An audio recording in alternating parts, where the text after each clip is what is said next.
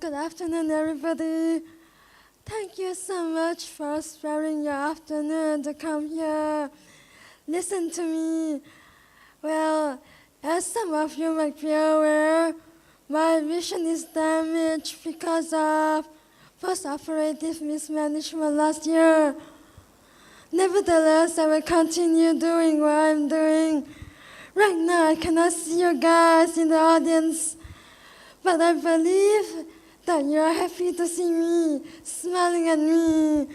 So I will do my best, give you my best. This is a picture of Mrs. Lee and I. Mrs. Lee is the founder and principal of FAB, and also my teacher. I used to dance ballet right here in this studio many years ago, almost 20 years ago. Wow.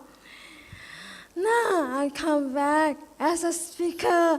Feels so surreal. In fact, today, right now, I feel wow, because I never used this studio like this before. It feels like a cinema. Do you think so? The screen behind me is so big. So here is a picture of my mother and I. My mother was a florist.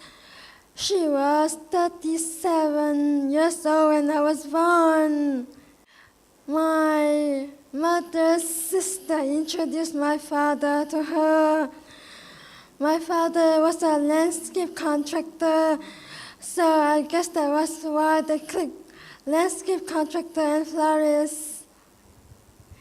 And this is the glamorous picture of my father.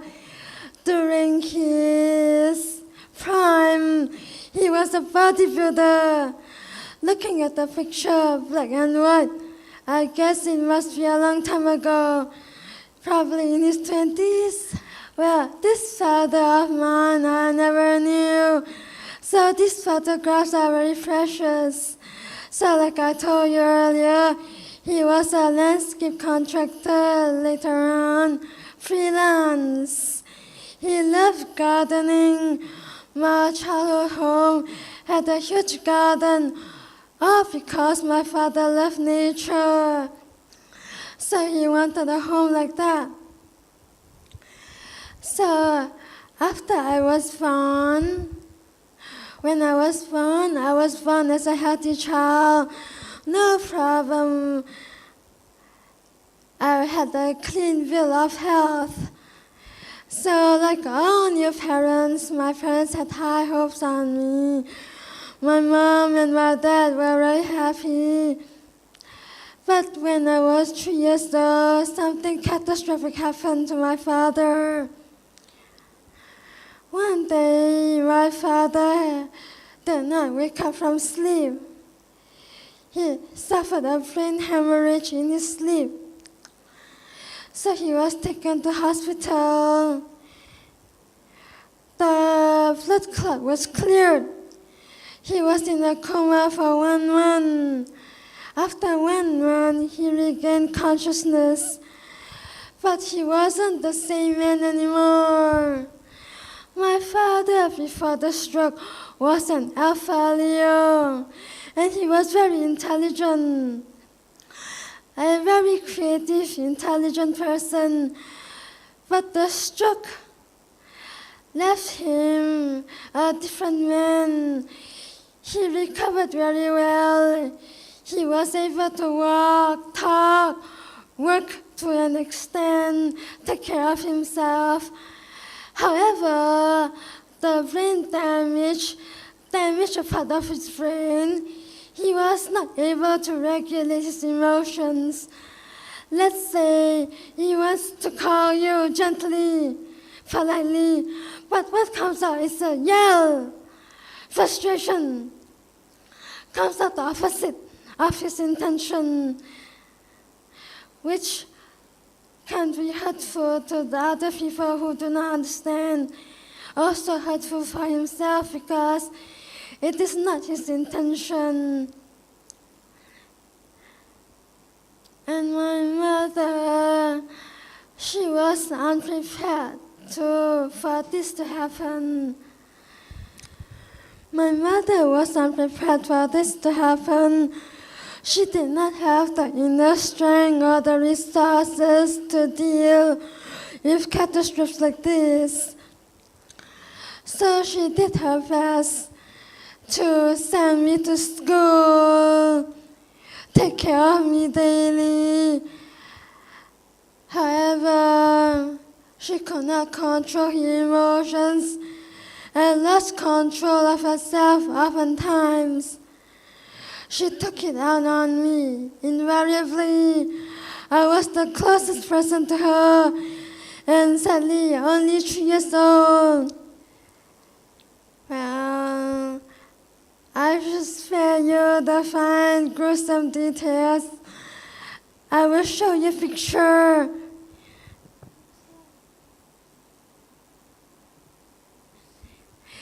On the one side is a happy picture of myself. My father took a photo of me when I was 2 years old. He was a hobbyist photographer. He had a cool Nikon FA. He used that camera to take that picture of me. Nice or not? Very happy, baby. On the other side of me, of that screen, is a picture of me at 6 years old, 3 years later, kindergarten graduation. Can you see the psychological, emotional impact? I was sad, suppressed. This next time, I will play a music video. It can describe how I felt at the time. As a toddler, I was not able to express myself like I can now. Yet I could feel, I had emotions. And this next song can describe how I felt at that time from 3 years old onwards. I don't know if you can hear me or if you're even there. I don't know if you would listen to a gypsy's prayer. Yes, I know I'm just an outcast. I shouldn't speak to you. Still I see your face and wonder, were you once an outcast too? I ask for wealth, I ask for fame, I ask for God and His angels to bless me. I ask for nothing, I can get by, but I know so many less lucky than I. Please help my people, the poor and downtrodden. God help the outcast, children of God.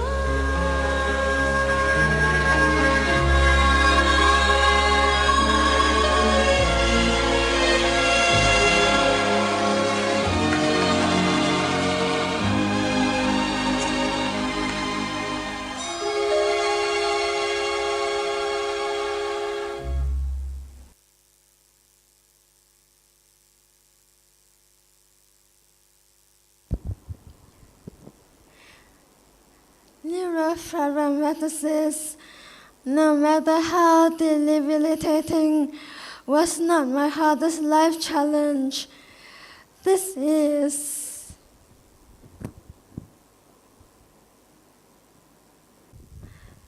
Let us resume. This part is about my childhood. So my father has a younger sister. Her name is, I call her Aunt Ivy. My father and Aunt Ivy were particularly close. So they bought a house together and they lived together from the start of since the purchase. And the big garden was this house. I was born here, and I grew up in it. So when my father suffered a stroke, my Aunt Ivy went to the extent of mortgaging the house to pay off the hospital bills, and later on, also she showed that the household finances, such as utility, groceries, and also she recognized that my parents would be unable to take care of me optimally. My mother did work, but because she was not highly educated, so she was limited to low-paying jobs. And like I said, she was overwhelmed emotionally. And my dad, he was still limited. So my Aunt Ivy stepped in, protected my early childhood. My Aunt Ivy was herself a very intelligent woman. She has a Bachelor of Economics from UM. In our parents' time, graduating from UE is very heavy. So my father was very proud of his sister, and she was the Provident Funds Controller of Malaysia Airlines. So to protect my early childhood development, she just knew what to do. She sent me to ballet school. I grew up in SS15, Sumanjaya. There used to be an FAB branch there. So she sent me for ballet lessons there since I was 7 years old. She did not tell me, of course, her intention. My Aunt Ivy never told me anything negative. So she just sent me to class, took me there, took me to buy my leotards, ties, skirts, do up my hair into a bun. During exams, she would come into class to watch me dance as moral encouragement. And during the annual concert, she bought tickets for our extended family to come watch me dance at the PG Civic Center. So year after year, I just learned ballet. Without knowing her true intention, I just learned.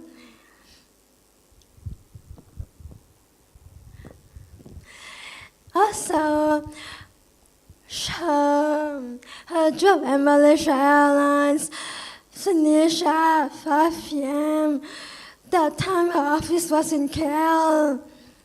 So after work, she braved the jam, came home. Some evenings she spent time with me, quality time. And on Friday nights, she took me out for desserts. Simple joy, not expensive. To the Mobile station in SS14, eat dessert, ice cream. Very amusing. That one. And to the Angel Kick House to ride the electronic elephant. I was only a toddler, young child. Also, the iconic A&W, to eat dessert, waffle, ice cream, chicken. And on weekends, she also spent quality time with me, took me shopping. This is a picture of my aunt and I in the garden. We look close, don't we? I look like my aunt very much because we both look like my father. And also my aunt Oh, as the MES President Fans Cultural, it was very stressful. So in the evening, she did cross stitch to distress, and she made this cross stitch of valuations for me. Frame it up nicely, put at home, hang it up. So this was the cross stitch of the value. Nice enough. I still have it. I think I will keep it forever. Besides ballet, my Aunt Ivy also let me learn other things. Like, for example, ice skating. When Aunt Ivy was young, she was herself very active. Like tennis, golf, ice skating. My generation wouldn't know, but our parents' generation would know. Sungai Wang used to have an ice rink there. My aunt used to go ice skating at Sungai Wang. So when Pyramid Ice opened, Sunway Pyramid, she also took me there, let me experience. On first day, she already let me take a 30 minutes class, $40. 30 minutes. On first day, I already could skate properly to avoid injury. After that, I decided to continue learning. So from then on, age of 11 onwards, I learned ice skating at Pyramid, and also later joined competitions too.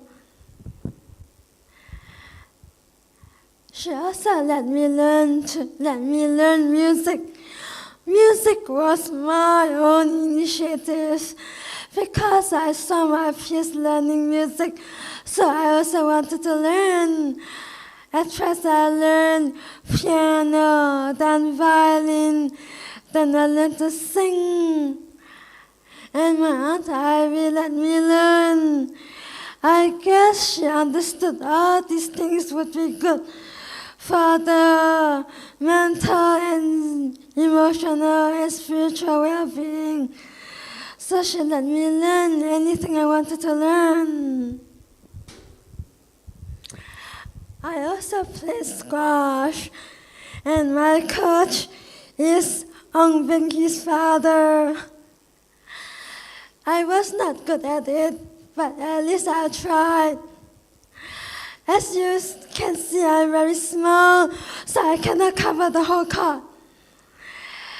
But it was fun trying. Yeah, so through all these activities, I learned to be resilient. I learned to try and try and try. I learned to fall and stand back up, fall and stand back up. Resilience. And squash was one way I learned that. When I was a kid in SS14, there used to be this place called Plaster Fun House. And my Aunt Ivy and I, oftentimes we spent quality time there, painting plasters. This was one of the plasters that I painted. Of course, it was not so nice. I painted very haphazardly. My Aunt Ivy touched it up for me. So now it looks perfect on the picture. This is a picture of me and my friends, my neighbors. It was Yan Yan's birthday, so we gathered at her place to celebrate. Can you see me? I'm the one in primary school uniform. Can you see my expression? Very happy, right? So by the age of 11, I have become more positive. Earlier, I showed you my picture of myself. When I was 6 years old, I looked troubled. When Aunt Ivy let me learn what I learned, by 11 years old, I was a better kid, emotionally healthier.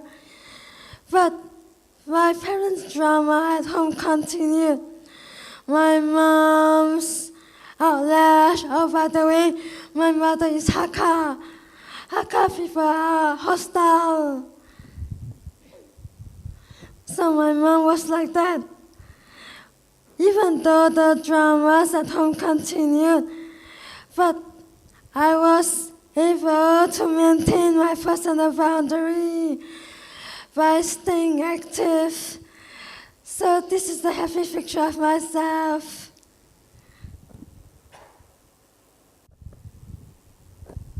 So the story continues. When I was 13 years old, my Aunt Ivy was 55, retirement year. During her retirement itself, she experienced fainting spells in the office. So the MES ambulance took her to the hospital from office, and she was diagnosed with terminal cancer. She battled cancer once, about 10 years prior. She recovered, but I guess it is due to the stress at work. MES Provident Funds Controller. So that year it came back and was terminal. Metastasized to her brain. This is her MES card that says her doctor's name and all. That same year, I also sat for my grade 5 fail examinations. Many things were happening at the same time. My Aunt Ivy's retirement, her cancer came back, and also I started falling down strangely. Now, at first I lost my hearing in the right ear. Then I started falling down strangely. During my grade 5 examinations, during the exam, I did a pirouette on one foot, spun one round, then fell down dramatically. The examiner from the UK was so shocked, she jumped out from her seat, her jaw dropped. But she still gave me a highly commended grade for being expressive. I think I got my expressiveness from my father. That year, the concert at Civic Center, no one attended. I mean, my family, no one came. I found out, I understood why, because Aunt Ivy was sick. It was her who invited people to come. She bought the tickets for them. When she didn't buy, no one came. So, when she fell ill, there were a lot of dramas in the family concerning the handling of her finances and how to care for her. Because my Aunt Ivy did not prepare for this to happen either. She was looking forward to a retirement, relaxing retirement, finally can spend time with family. So there were disagreements in the family over her finances and how to care for her. And very drama. The drama this time was worse than my early childhood drama. My Aunt Ivy, I was her favorite niece. She really loved me very much and wanted the best for me. Many people misunderstood it because they only saw the material provisions. All that I learned, ballet is not cheap to learn. Not every parent can afford for their own children and other things that I learned. But this picture speaks 1,000 words. Even when she was dying, she put stitches onto my fine shoes. At the age of 14, while my Aunt Ivy was dying, I also started to stand on toes. She bought me fine shoes, put on these very tiny stitches on the ribbon, stitched the ribbon on the shoes. Terminal cancer affected the brain, affecting her eyesight, affecting her motor function. Yet she still did it. Very tiny stitches speaks 1,000 words. When my Aunt Ivy was healthy and well, people treated me very nicely, courteous pleasantries, sweet words, and I was naive. I took it at face value. But my Aunt Ivy also didn't tell me anything negative about human nature. In her job, I'm sure she had seen a lot, but she never told me anything negative. So I always believed that people were truly nice, as they appear to be.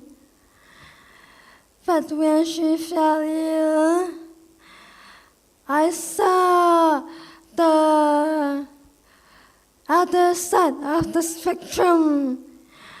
I was in shock and disbelief and very hurt by the drama.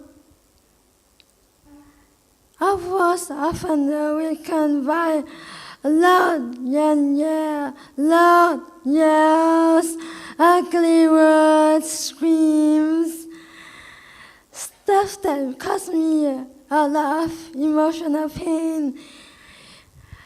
So many times I wanted to stab my heart to numb the pain. During my life later on, some people had asked me before, have you ever considered committing suicide because of my NF? I answered them, no. Of course, no. I had forgotten. Yes, I did consider it was not due to NF. It was due to family drama. So the dramas continued throughout my adolescence, from the age of 13 all the way my whole adolescent years. I went through the drama, saw the worst of human nature. When Aunt Ivy died when I was 15 years old, when the day of her cremation, after returning from the crematorium, many people packed themselves into Aunt Ivy's bedroom in my childhood home, pretending to help us clear her things. But they were actually looking for the house title. They didn't find it. It was not in the house. While they were rummaging through the belongings, I saw another cross-stitch, a bookmark. I remember watching my Aunt Ivy making that bookmark. I picked it up. She made it for my cousin brother. I was chuffed. I was scorned for touching the things. So I quietly left the room and went to another room, into the bathroom, locked myself inside, and cried like I never cried before. 4 years later, after my aunt's demise, my father also received a lawyer letter threatening him unlawfully. The letter said that If my father did not attend the court hearing, it would mean that he voluntarily nominated out of his share to the House. That was totally unlawful. Sadly, the lawyer was an Irish friend. My parents were hurt. During those few years, my dad, because he was unable to express himself congruently, his expressions came out very loud and very scary, gave me heart attacks. But now I understood. He actually did not mean to be aggressive. His emotions was actually very simple. If you sell my house, where will my wife and daughter live? My mother was cornered. She had to sell off her jewelries, even including her wedding jewelries, sell off all to pay the utility bills, to put food on the table. She even became a promoter, sales promoter, worked 10 hours a day standing just to earn a little income to get by. And at the same time, we continue to be threatened to give up the house. Aunt Ivy also did not write a will beforehand because she did not expect this to happen. Naively, she thought that people would take care of each other. So while all this drama were happening, my body continued to decline. I stopped ballet, stopped skating, stopped squash, stopped bowling, stopped a lot of things, physical activities, until finally I could not walk anymore, could barely stand. Finally, I had demanded very loudly at my mother that something was seriously wrong with me. My mother was overwhelmed by the drama, trying to hold up the fort. So when I complained to her my health deterioration, she could not pay attention to my complaints. So I had to stomp my feet and yell, really loudly yell. So at the age of 16, finally she took me to the hospital and I was diagnosed with neurofibromatosis type 2. Delayed for 3 years. When I was in the hospital, the trainee doctor was surprised by the delay and he said, 3 years! I was hurt. Yeah, 3 years. At that time, 16 years old, I did not know how to answer him. If I knew that I would tell him my story so that he would be empathetic. So after I was diagnosed, I had emergency surgery to save my spine. It was an emergency.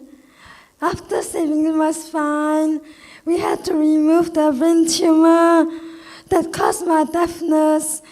The brain tumor was life-threatening.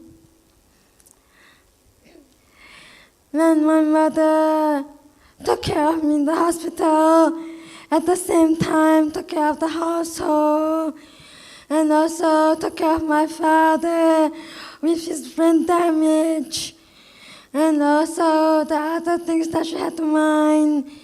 It was a very challenging time for everybody at home.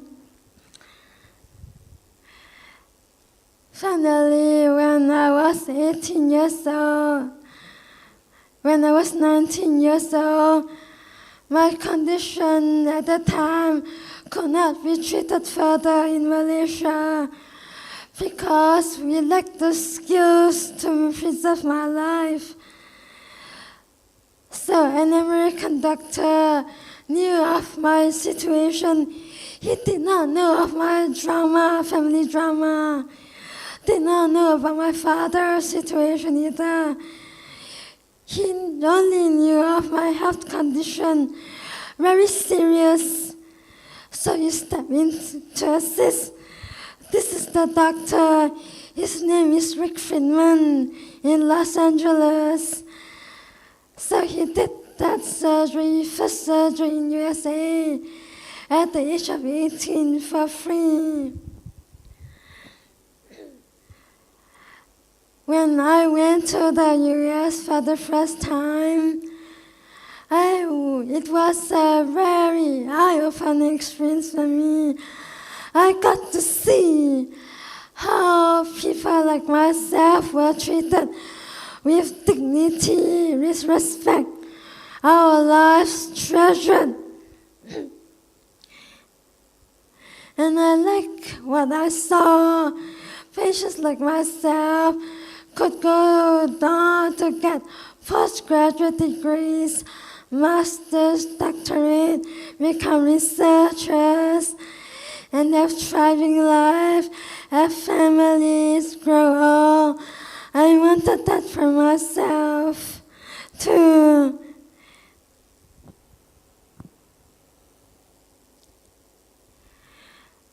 Then along came 1 year after Dr. Friedman removed one of my brain tumors for free at the age of 18. The following year, I need surgery again. The same kind of tumor. But this time, the hospital in LA could not do it for free anymore. Yet I was determined to maintain my life because I have seen what happened to my family after my Aunt Ivy fell ill, after my father's stroke. What would happen to myself and the family again if I also became incapacitated? So even though the hospital could not do it for free, I was determined to find my way. So I made this problem, this situation clear on my blog. A Malaysian woman, her name is Cordelia Lee. She came across my blog. She read my writing. At first, she found that I was strong, like many people on first impression.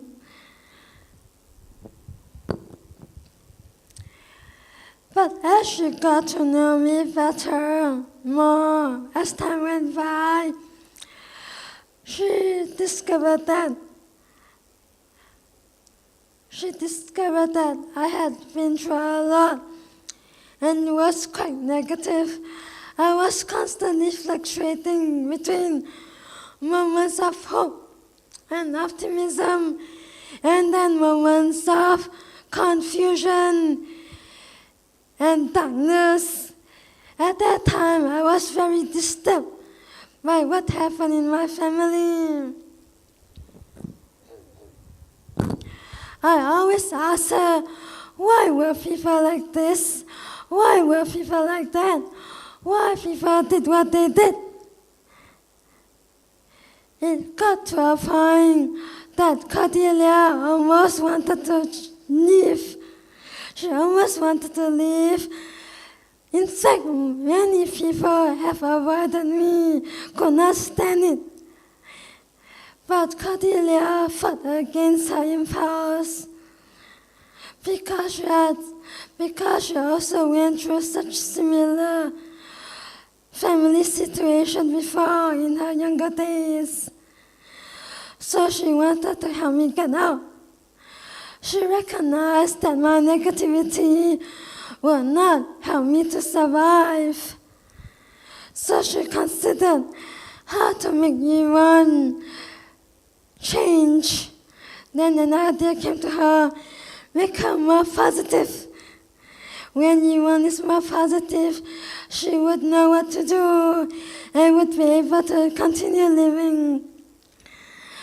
So she saw that I liked to write, and I was able to write well. So she encouraged me to write a book. Of course, she did not tell me her true reason. She just said, Yvonne, you have a story worth telling that can help many people. Why don't you write a book? I will assist you. And since I like the idea of helping people, so I took up the idea and I wrote. And Cordelia walked me through the process, step by step.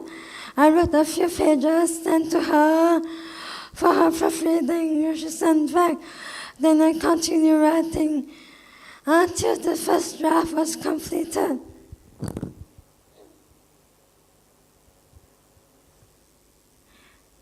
After the book was written, I also received awards. And then I started my fundraising campaign project for the surgery that I needed to save my life. Once I became more positive, I just know what to do. The negativity that was clouding my mind was only temporary. Once I became more positive, I knew what to do and knew to think clearly, raise my own funds. I have the ability, yes, I can do it. Someone helped me design t-shirt. I wanted to name my campaign Heart for Hope. The meaning is have a heart for hope. Yes, I wanted people to support. Yet I also did not want people to pity me. I wanted people to suffer because of my hope and my belief, because of my determination. That is why the campaign name, Have a Heart for Hope. And I told my designer, volunteer designer, this, and he designed the t-shirt accordingly. Do you all like X-Men? During the 1960s, Martel had a charity campaign to help famine relief in Africa. They produced a special edition of the comic called Heroes for Hope. And my designer copied the name. That's why Heart for Hope. He didn't tell me that.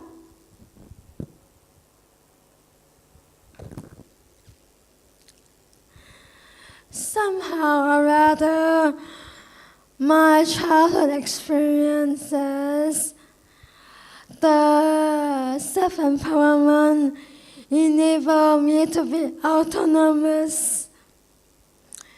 So once I started the fundraising campaign autonomously, I knew what to do.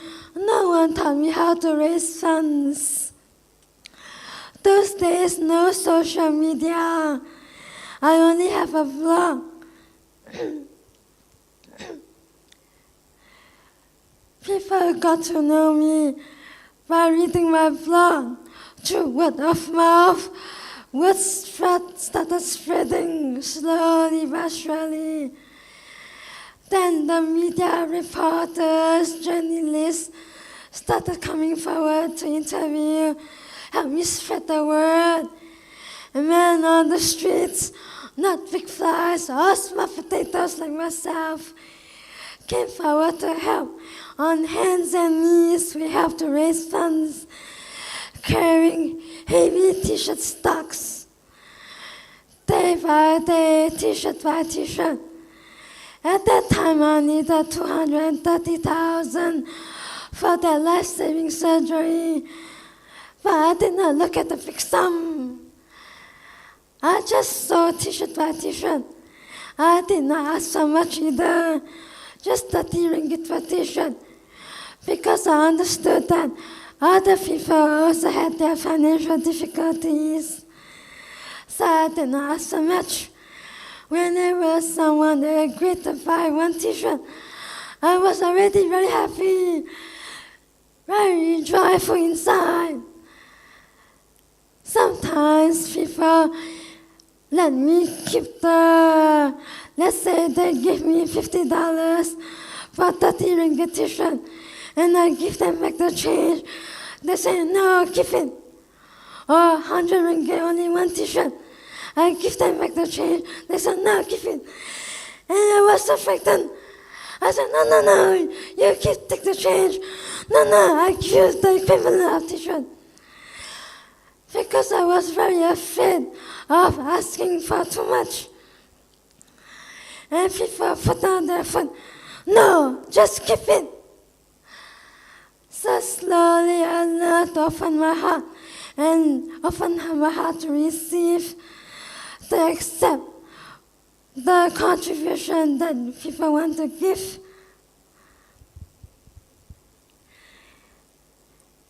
So it was like this, through the help of many people, ordinary people, big flies, small flies, over 10 months, managed to raise the needed funds for surgery. First successful for surgery fundraising. I was only 19 years old when it started. 20 years old when it was accomplished.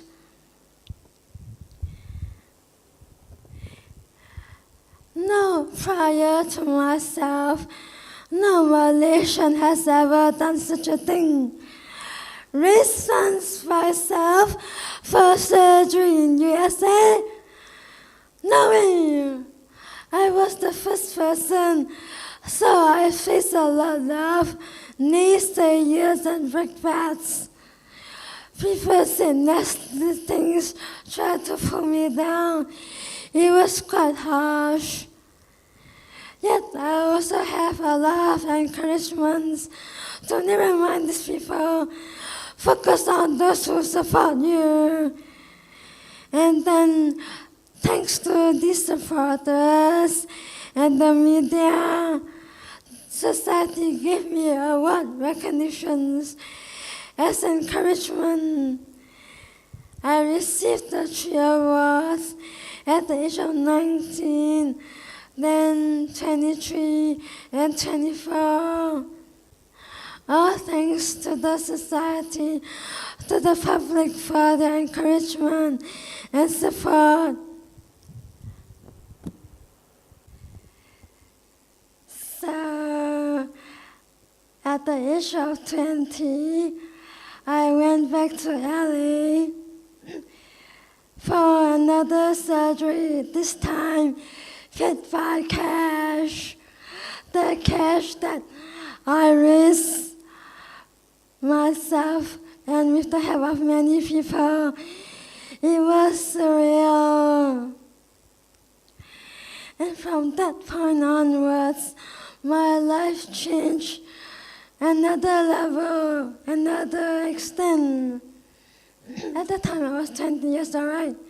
So from then on, I continued to raise funds the same way for the surgeries, because NF2 patients in Malaysia have faced high mortality and morbidity risk.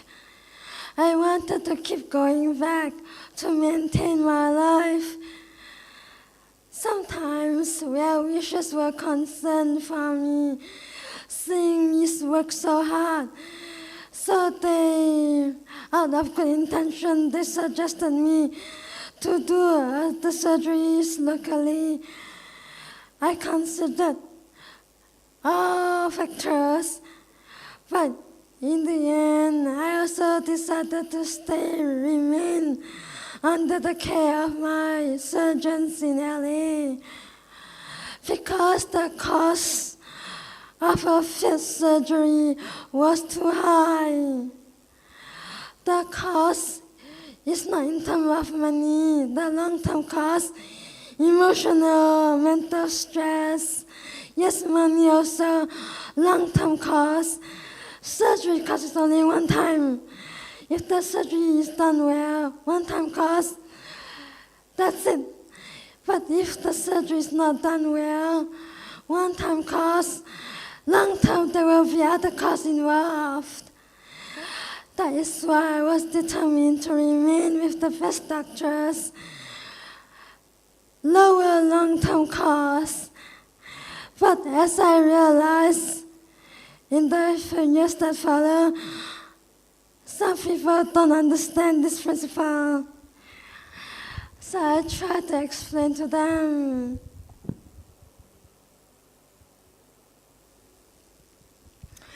When I was a young teenager,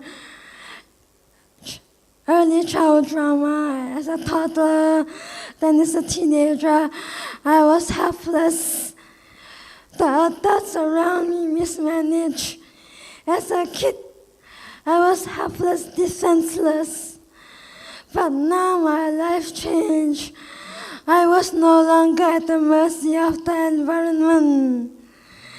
I had the power to do what I want, to maintain my life, to earn the money, to remain treated.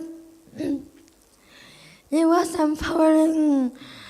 This fundraising is although tiring, yet was empowering. So one surgery by another, I became stronger inside. Also, my surgery fundraising got easier and easier now. Now people know about me more. More people have heard of me. So once I mentioned that I need surgery, many people will come forward. And many assisted. And I was determined also, so that people were inspired. And when they are inspired, they feel motivated to assist.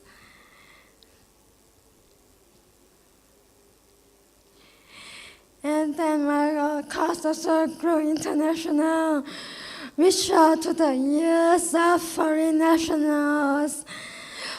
Even Malaysians living abroad contributed, sent money back for my surgeries. No matter what season, high and low, there was one time my surgery after the 2008 landslide victory, GE, when PR took office, Selangor government, it was a lot of drama. Yet, despite all the drama, political drama, people still came forward to assist me. Economic downturn, also people supported. No matter what season my cause survived, it was really a blessing. Initially, I did not understand what people saw in me. Later on, someone enlightened me. It was because of my humility. Now I understand also. That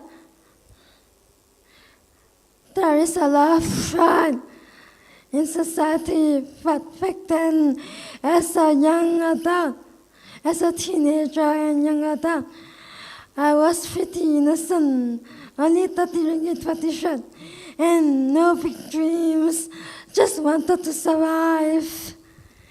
And that was touching to people. Many people, many volunteers told me by their own initiative that they were only helping me, they don't help other people. I didn't understand.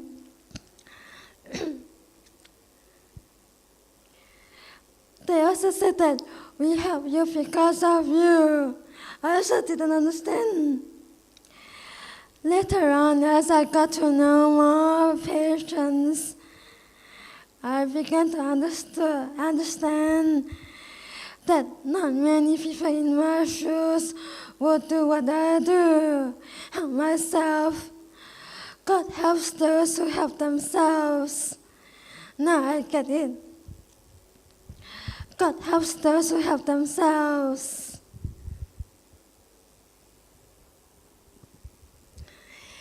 And I continued to sell my book. My first book was written in 2005, published in 2006, but it continued to sell, reprinted and reprinted. Each reprint 2,000 copies. I always sell all because of my surgery fundraising. Many people bought the book just to help me out. They bought as gifts. And so I sold the book. Book stocks are very heavy too. Book stocks, t-shirt stocks, and you can see I'm so small. But I was happy doing it. I feel empowering, happy that I have the ability to do something for myself. And also the book continued to give many people moral encouragement. Not everyone has NF, but everyone has difficulties in life.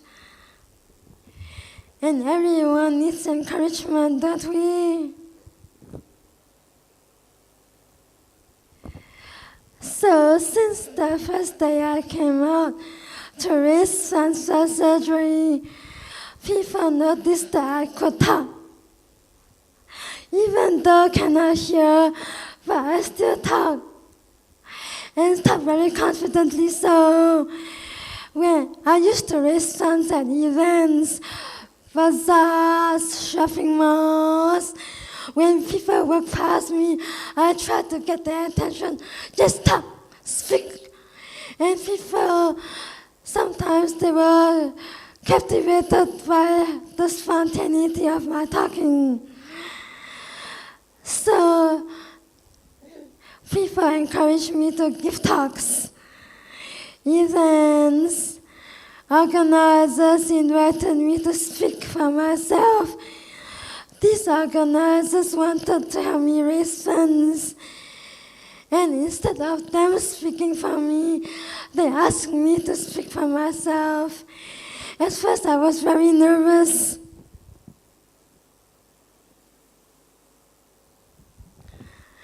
It was very nervous at first. Small crowds to a large indoor stadium. I even spoken at the Stadium Putra when I was 19 years old. Oh my God, so nervous. But the speech was very short. Only 10 minutes, I think, no, 5 minutes. But still very nervous because such a big stadium. But because of my desperation to survive, to raise funds, I had to speak, no choice. Back then, every time I needed to speak, my temperature would rise. I would feel like I am going to faint. High fever. Now, after more than 10 years speaking, no more fever already. But back then, when I first started, I always experienced high fever. But I still push myself to speak. because of the desperation to survive. Some more and more organizers let me speak, encouraged me to speak. So I spoke more and more events, different events, schools, colleges, community halls, and outdoor events too, different kinds. So I used to dance ballet at the Future Civic Center. It is quite similar to how I feel now. Right now, sitting here, I cannot see you all, and the spotlight's so bright. The spotlight is on me. Back then at Future Civic Center, the same experience. Yet I danced. Was just a child, 7 years old onwards. All the way to age 14, just dance.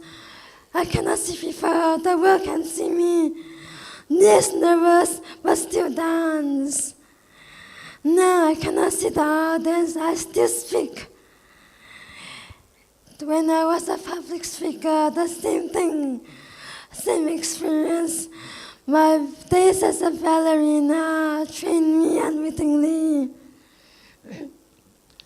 Of course, I didn't know it, that I would need to do this today. And I did not know either. Also, my speeches are not scripted, not planned. I just speak from my heart, speak what is true to myself. When I am honest with myself, true to myself, there is no need to fear. No need to fear judgment. No need to fear people's reactions. That's why I dare to speak in public when I was 19 years old onwards.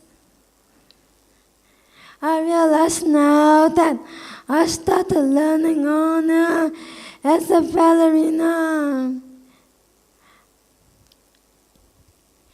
When I was a kid, I was at the mercy of my environment. But when I learned ballet, I learned self. When I dance for myself. In fact, in my whole class, during ballet exams, there were 2 types of dances. One called studies, another called arts. Studies was kinetic, very kinetic. Arts was more expressive. I was not a kinetic child, so Mrs. Lee told me to do arts, expressive. And I did very well in arts. I think that was why I got a highly commended grade. I learned on natural ballet, dancing for myself, no one but myself, self-improvement, self-development. And later on, when I put this into practice during fundraising, I learned on the further. Whenever I speak true to myself, people could feel it and were moved and supported me. You know, people supporting me were big and small. They wrote checks that I never before imagined. 5 figures. At first was 4 figures, then 5 figures. The biggest check that I received when I was 19 years old was one lump sum, 55,000. It came from a private company. I did not know the company. Until today, I did not know how that company knew me, why that company wrote that big check. Until today, I did not know. I can only reason it was because of my integrity and honesty. Sometimes during fundraising, I felt compelled to explain at length grandmother's story, tell the audience why I chose a certain surgery option, why it had to be so expensive. But my organizer assured me, no need, just tell your story. People will support. So I listened to them and I did accordingly. And true enough, people supported because of the person I am. And my family dramas continued. The pressure to give up the house continued. My mother overwhelmed continued. My father angered continued. But by this time, my personal boundary strengthened, and I was no longer so affected by all the dramas. In ballet, I learned the tools, inner resources, personal autonomy, personal boundary, other and self. Other people and self is different. I learned that through ballet foundation. Then now I learn it even more strongly. And my personal boundary strengthened, no longer affected by the environment.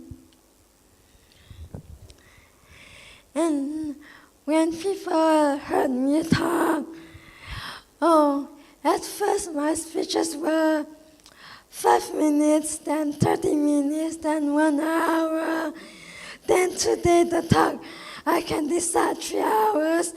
Why 3 hours? Because I want to give you substance. I have evolved into a teacher over time. I used to call myself as a motivational speaker because I did not know what else to say, did not know what else to call myself.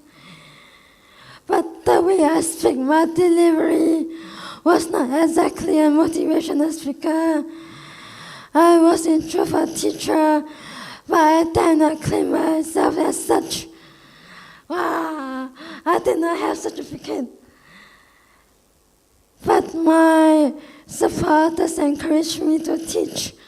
They said that you must teach. And they often always college lecturers started inviting me to give talks to their students.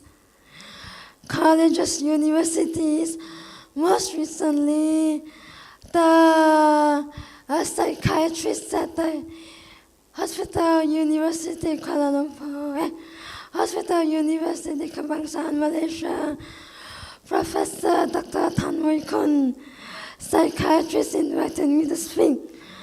She said very kind words in her opening speech. Invited her colleagues, her doctor colleagues, fellow professors, doctors, medical students. It was very encouraging to myself. And right now, my fellow school principal also invited me to teach. I am honored and very thankful, and I am willing to take up this role because as a teacher I can do more than just a motivational speaker. As a teacher, I get to pass on the baton, empower the next generation, teach other people how to empower themselves. And I retired when I was 15 years old. I imagine if she was happy. I imagine if she was still alive today, how happy and proud she would be. If only. Dr. Friedman stood by me all these years, even when I had to see another surgeon because I had a different need. Dr. Friedman is a neurologist. I need a neurosurgeon. Yet Dr. Friedman continued to assist me. He assisted my surgery fundraising a few times. When I was in college, he also assisted in my college project. And later on, when I was helping other patients, he also assisted. And I feel very encouraged to continue because of Dr. Friedman's belief in me. See how much I have grown. This photo was taken when I was 22 years old. I look very different, didn't I? Dr. Friedman, when I first met him, he was brunette. Now he was really white, as in white hair. All those years fundraising for myself, I was astounded by the amount of support, amount of blessings that I received from people, from God. And every time some people even insisted to put the cash right into my hands to be sure that I received it.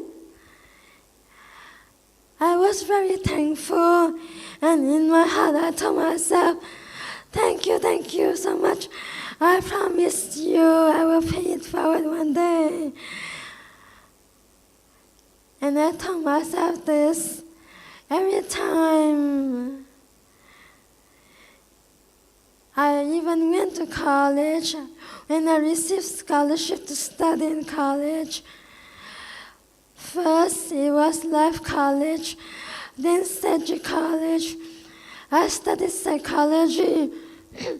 My psychology is my childhood dream because I thought that as a psychologist I would be able to help people. Then later on, because of my health challenge, I could not take the stress of studying. I did my best, but studying compromised my health and well-being. So gradually, I put my studies aside. But by this time, I already have enough life experience to do what I wanted to do. No need college degree, no need paper qualification. So I took action. Just do it. Instead of just talking, no, I'm really taking action. I once read this word somewhere by another author. It says that it goes something like, when you have a goal, the universe will move to help you reach that goal. I experienced it myself. Once I made the decision to help people formally, more people invited me to speak, and more relevant avenues. The lead headmistress of Sandakan Free School teacher, Sandakan Free School, it's called Chihua. Her name, Mrs. Mrs. Uimiha, very respectable. She invited me to speak because she was so respectable that all the headmasters of Sandakan respected her. So she was able to arrange a week-long talk at 7 different schools over 5 days. and I spoke to primary school students, secondary school students, English, Chinese schools, national schools. I spoke in Chinese, PM, English. I cannot hear myself right. So Chinese is a tonal language. But when I speak Chinese, miraculously, native Chinese speakers can understand well. Children as young as preschool children could relate with me and they cried. Even young children have suffered before and they could relate. Not just big children, small children can understand too. So gradually I had more opportunities to speak as a teacher.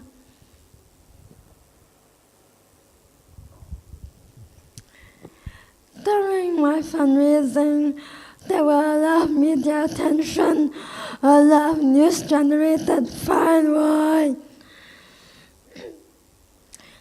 Many people came to me for help, mostly moral help, like advice on how to tackle their situation, not just health situation, funnily, also family situation, marital situation also. I was just a kid, 19 years old.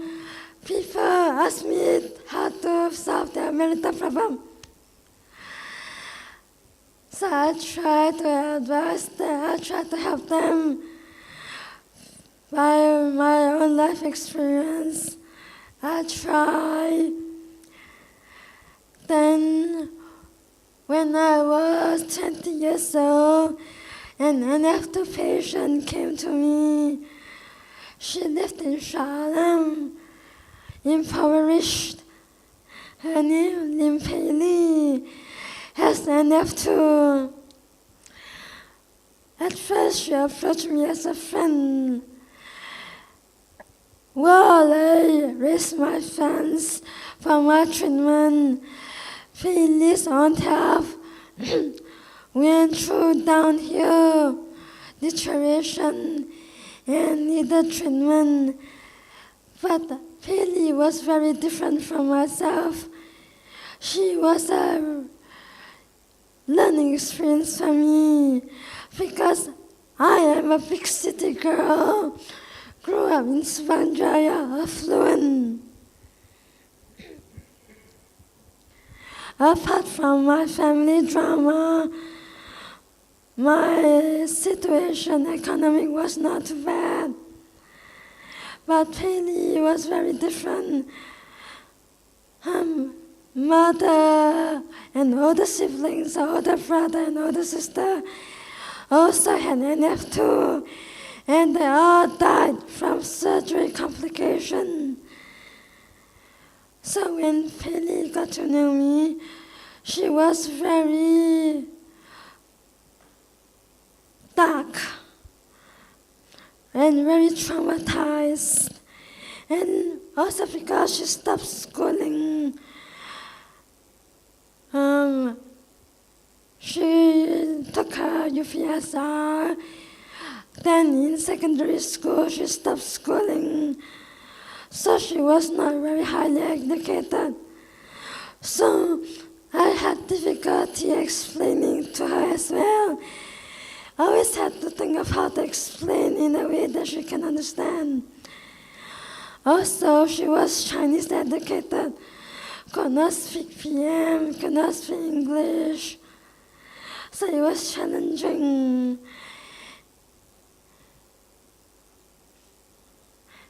Besides myself, other people also tried to help her. But because of Pei Li's own trauma, she often misunderstood. And she invariably hurt the people who tried to help her because of misunderstanding. She thought that conventional medicine was bad. So she wanted to try alternative medicine. Unfortunately, she was misled.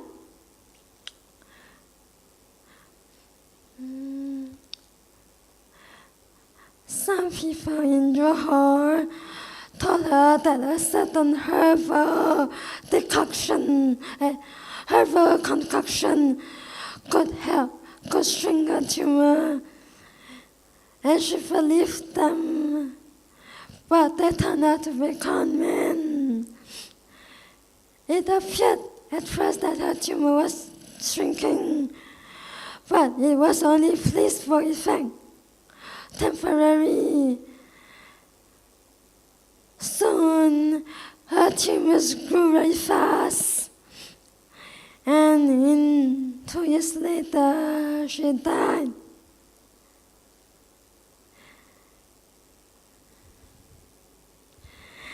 I will always remember Pei. Our friendship was not easy due to our different social background and communication problem.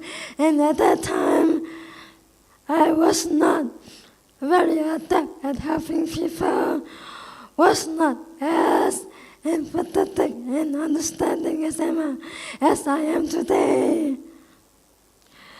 So if I have a chance to do it again, I would do it better.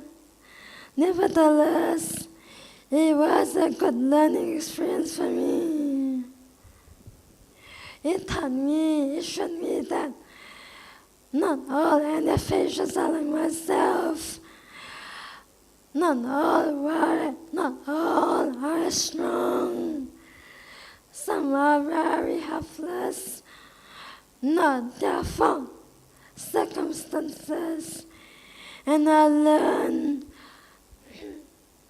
that I would need to be more loving and compassionate in order to know how to help these people in extreme darkness.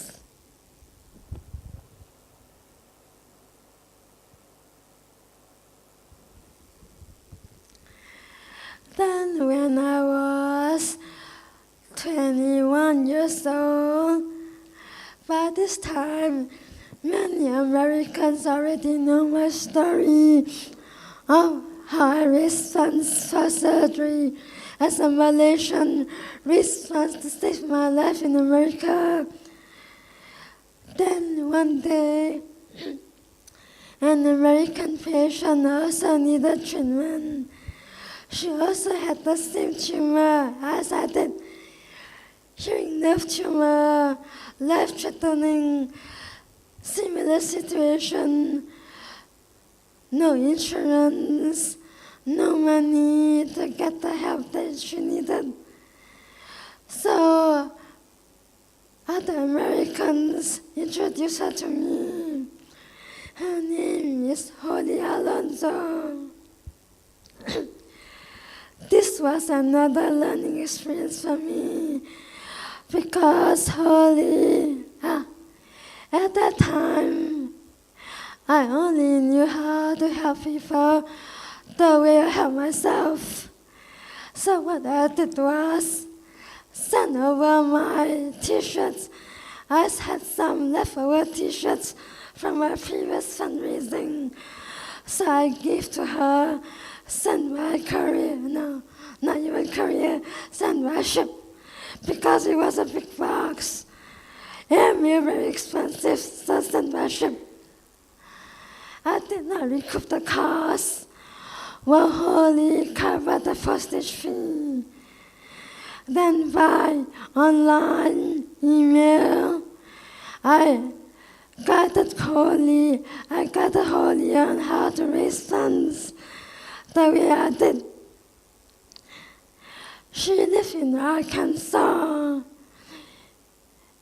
the city of Pigot, in the state of Arkansas. It is a small town, not many people. So Holly, also Holly was blind and was losing her hearing. So in that way, her situation was worse than mine. Back then I could still see very well. But Holly was very determined. I think American virtue. American virtue. Self. So I only had to guide Holly, and she did as I guided her. She stood up both and mouth. She could not see people. So she spoke to passersby blindly. But because it was a small town, people were not very supportive. I, on the other hand, was a big city girl.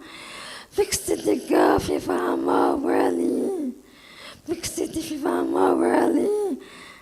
But small town people are more close, scooped up. So they are not as forthcoming towards such initiatives. So she was mostly ignored. She received help, but mostly ignored. Yet she persevered. Other Americans also came forward to help her. Like this banner, do you have $1? It was a campaign initiated, suggested by another American helper, suggested her to try to ask people to contribute with just $1. Maybe if you encourage people to just give $1, a lot of people will give. But that also did not go anywhere far. But Holly persisted.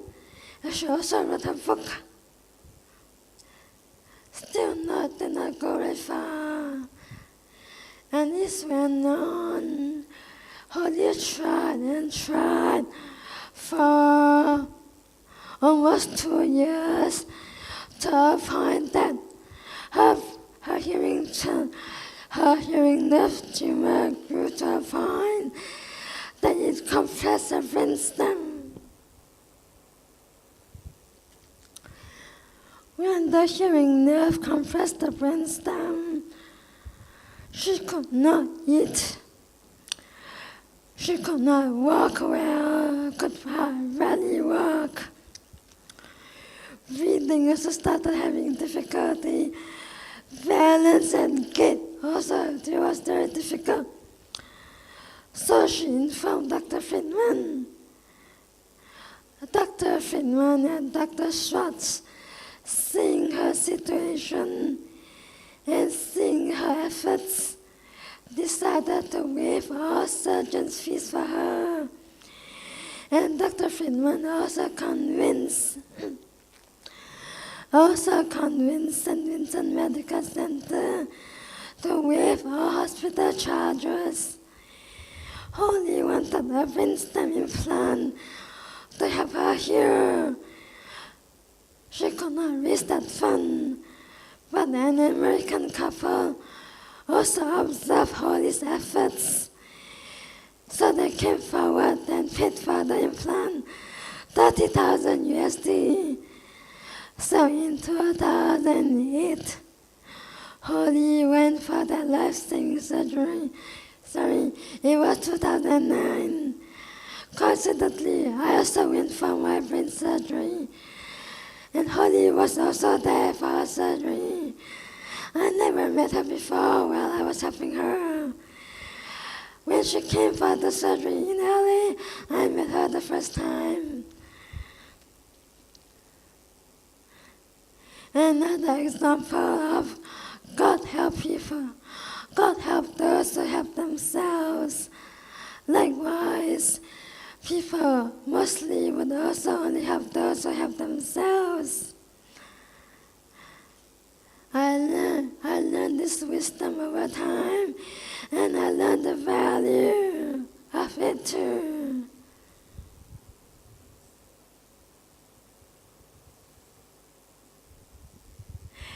So, in December 2010, I went for a brain surgery in LA. It was done very well. And I came back to Malaysia. Shortly after I returned, I received an email from a Malaysian woman, Shahida Ishak. She also had the same hearing nerve tumor. The first email she told me that she had the tumor, asked me for advice, for treatment advice. Then I did not hear from Shahida anymore. I replied her, but she did not reply me further. Few months later, Shahida replied me. The next time she replied, she underwent the surgery at HUKM. It was done by a young neurosurgeon inexperienced. Removed the tumor, but damaged her brainstem. After surgery, Shahida facial nerve completely paralyzed. She could not walk. After surgery, she could not walk and had to learn to walk again. Slowly, even affected her right hand control. Shahida was a lecturer at Institute Baitumol. After that surgery, she had to change to a desk job, because as a lecturer, she needed to write on whiteboard. Now, surgery affected her right hand, could not write, so affected her career. And also, the surgeon did not manage to remove her tumor, yet damaged her brainstem. It was a very bad situation. So she came to me again, told me what happened. And Shahida asked me for help. And again, like I did for Holly, I told Dr. Friedman about her. And Dr. Friedman also offered to help. When I met Shahida the first time at McDonald's Bump Parade, Shahida walked towards me, limping. Her right hand, right leg affected, so she walked slowly. Then I suggested her to raise funds the way I did as well. And Shahida took up the idea. So she produced her own t-shirt. So she produced Angry Bird t-shirts. She purchased license. At first, when she first started a fundraising campaign, she set up a blog. She was tricked. People approached her pretending to help, but she took her money, promised her to have her produce t-shirts, but took her money and did not come back. Then she produced the Angry Bird t-shirts, good people, and Shahida tried to raise funds, advocate on her blog, and I also help her to put her through people that I knew. There were many people who were enthusiastic to help the people that I wanted to help. I also put her through charity organizations like Zuchi Foundation, Lejadi Foundation, and many more benefactors of mine. and they helped her too. And Shahida managed to go for that surgery. She took a little longer, 1 year I think, but she did it. She made efforts to help herself. She went for the surgery in 2011, 1 year later. This is the picture of my mom and Shahida and her mom. My mom and I escorted her mom and her to LA.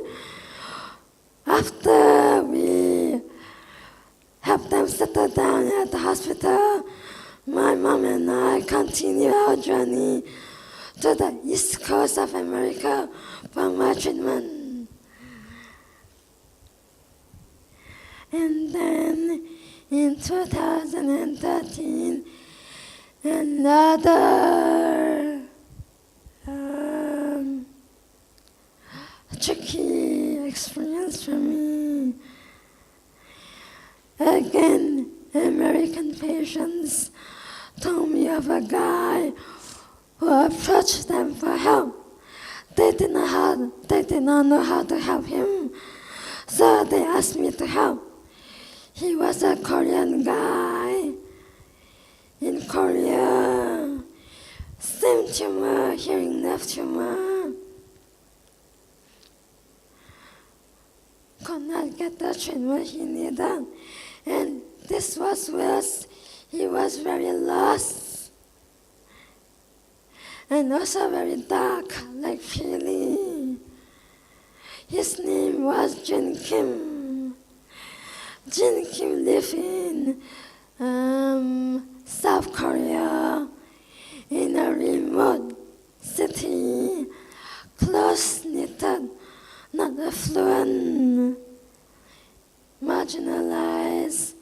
Also, he was resentful towards his mom for some reason I did not know. Actually, most patients have resentments. Some people could see past it, some cannot. Jin Kim could not. So I tried to communicate with him. Every few sentences, he expressed hatred, cursed himself to die. It was very hard trying to help him. I tried to speak some sense in him. Also asked Dr. Friedman to help. He also communicated with Dr. Friedman.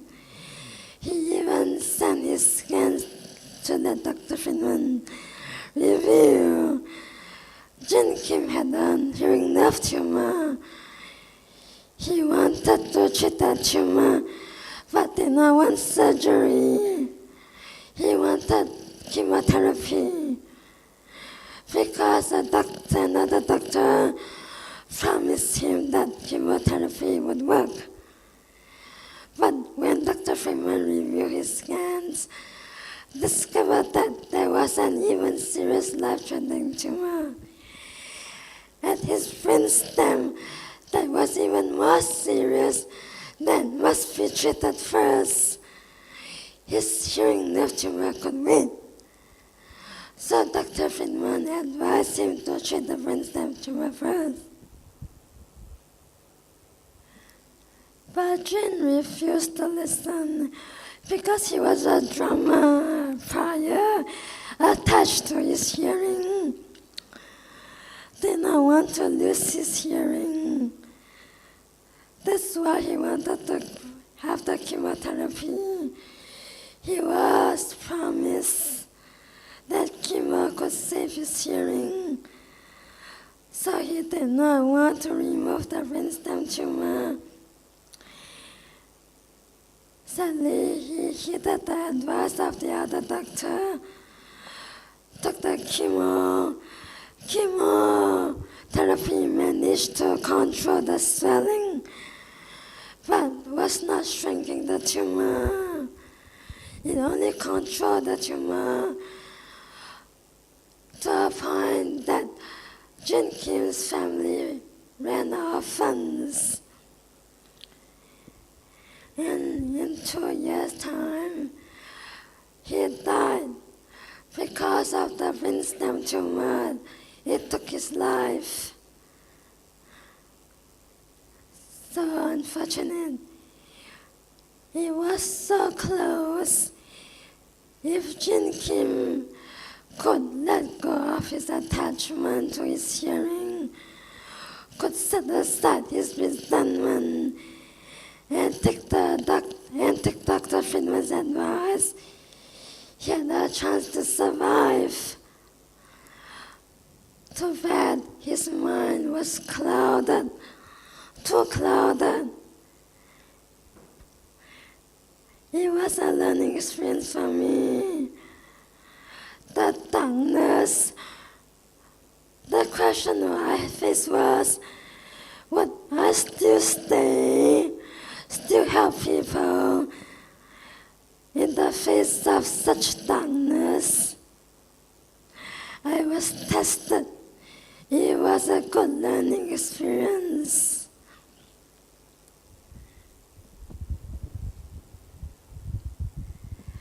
So, Dr. Friedman was the doctor that I worked with all those years.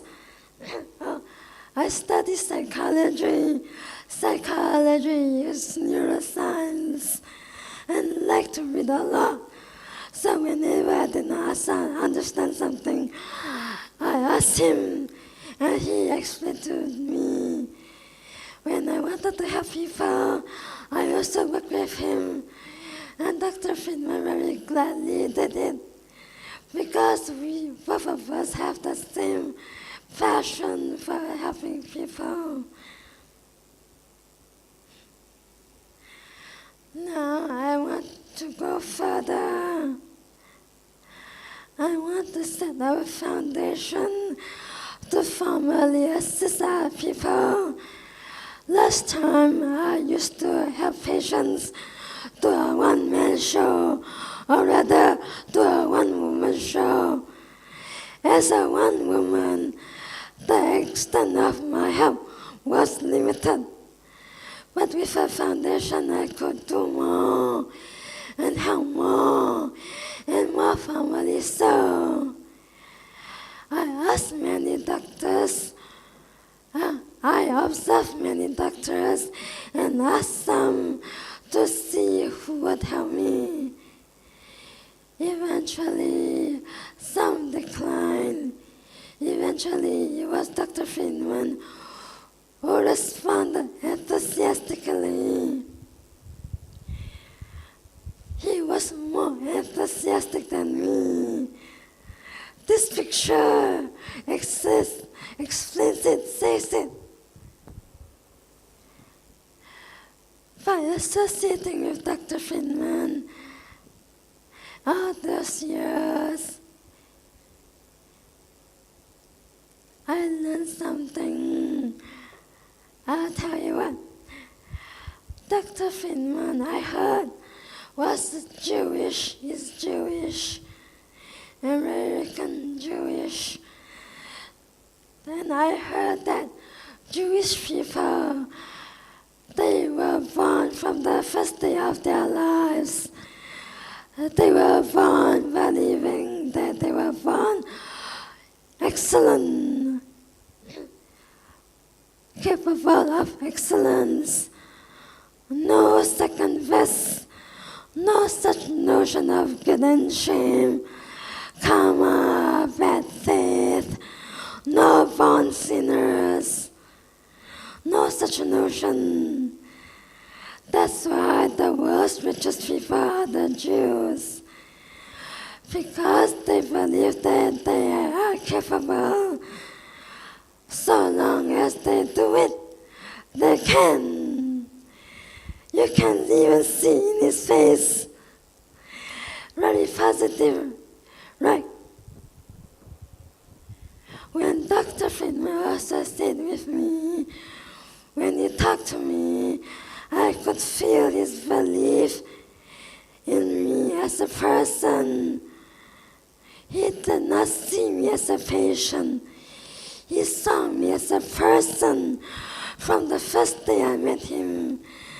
The first time I met him was 18 years old. That time he was doing it for free. I was there for free. Yet he did not see me as a charity case. He see me as a respectable individual. So that's what I learned from him. Want to help people, not out of pity, not out of sympathy, but simply because other people are also individuals. People deserve to live.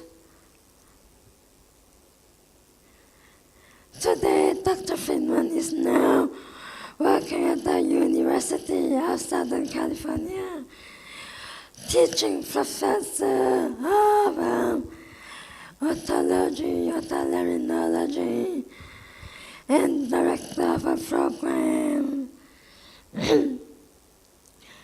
And I decided that it would only be reasonable to build my foundation that help people who want to extend their lives to go there for treatment.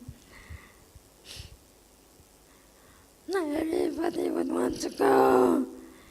We can help those who want, those who are willing to work for it. My foundation would help patients subsidize surgery costs by 65%. The rest, people can work for it, raise funds themselves. Everybody wants to help themselves. Dignity. Oh, I also learned dignity through ballet. Forgot to mention earlier. To be dignified.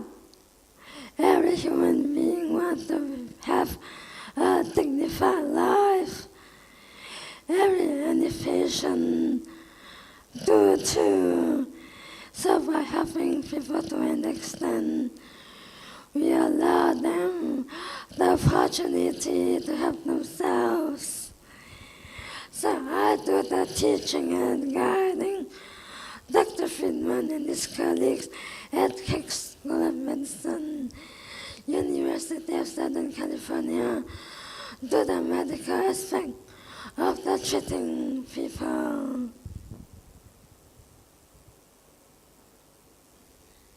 My strategy, my plan at the moment is while I'm looking for the 5 directors and the U.S. address to register the foundation too, I also continue to raise awareness for NF and the foundation itself, and in the process also raise funds informally in small ways.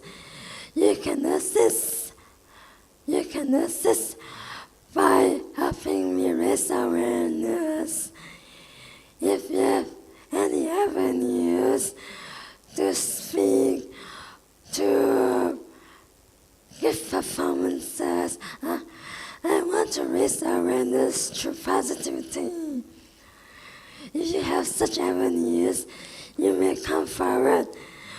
Through positivity, we can let more people know about NF.